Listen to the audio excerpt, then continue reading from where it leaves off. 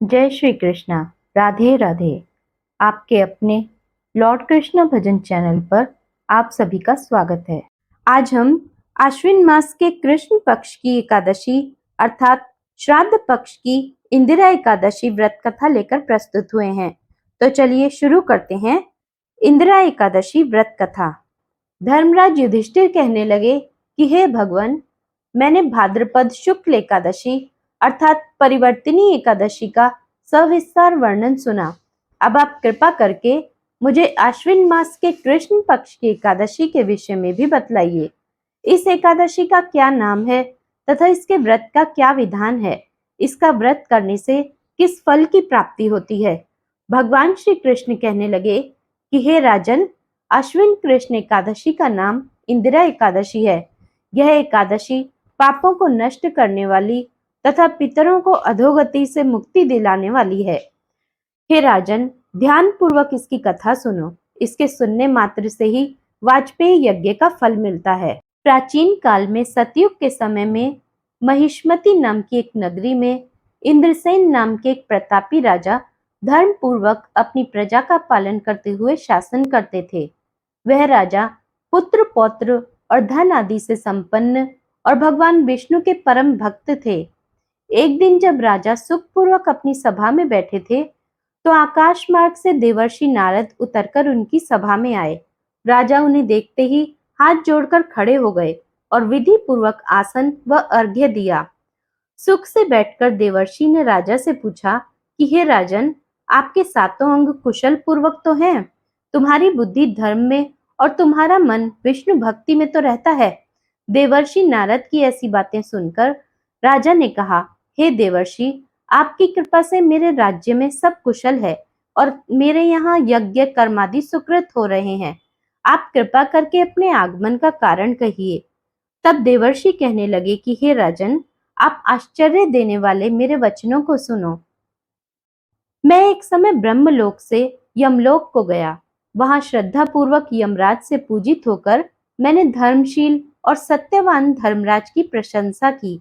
उसी यमराज की सभा में महान ज्ञानी और धर्मात्मा तुम्हारे पिता को एकादशी का व्रत भंग होने के कारण देखा।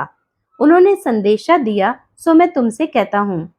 उन्होंने कहा है कि पूर्व जन्म में कोई विघ्न हो जाने के कारण मैं यमराज के निकट रह रहा हूँ। सो हे पुत्र, यदि तुम अश्विन कृष्ण इंदिरा एकादशी का व्रत मेरे निमित्त करो तो मुझे स्वर्ग की प्राप्ति हो सकती है। इतना सुनकर राजा कहने लगे कि हे देवर्षि, आप इस व्रत की विधि मुझसे कहिए। नारद जी कहने लगे, अश्विन मास के कृष्ण पक्ष की दशमी के दिन प्रातःकाल श्रद्धा पूर्वक स्नानादि से निवृत्त होकर पुनः दोपहर को नदी आदि में जाकर स्नान करें। फिर श्रद्धा पूर्वक पितरों का श्राद्ध करें और एक बार भोजन करें। प्रातःकाल होने पर एकादशी के दिन दातुन आदि करके स्नान करें। फिर व्रत के नियमों को भक्ति पूर्वक ग्रहण करते हुए प्रतिज्ञा करें कि मैं आज संपूर्ण भोगों का त्याग कर निराहार एकादशी का व्रत करूंगा। हे अच्युत, हे पुंडरीकाक्ष, मैं आपकी शरण हूँ, आप मेरी रक्षा कीजिए। इस प्रकार नियम पूर्वक शालिग्राम की मूर्ति के आगे विधि पूर्वक श्राद्ध करके योग्य ब्राह्मणों को फलाहार का भोजन कराएं और दक्षिणा दें। पितरों के श्राद्ध से जो बच जाए उसको सूंघकर गऊ को दें तथा धूप दीप गंध पुष्प नैवेद्य आदि सब सामग्री से ऋषिकेश भगवान का पूजन करें। रात में भगवान के निकट जागरण करें। इसके पश्चात द्वादशी के दिन प्रातःकाल होने पर भगवान का पूजन करके ब्राह्मणों को भोजन कराएं। भाई बंधुओं, स्त्री और पुत्र सहित आप भी मौन होकर भोजन करें। नारद जी कहने लगे कि हे राजन, इस विधि से यदि तुम आलस्य रहित होकर इस एकादशी का व्रत करोगे तो तुम्हारे पिता अवश्य ही स्वर्गलोक को जाएंगे। इतना कहकर नारद जी अंतर्धान हो गए।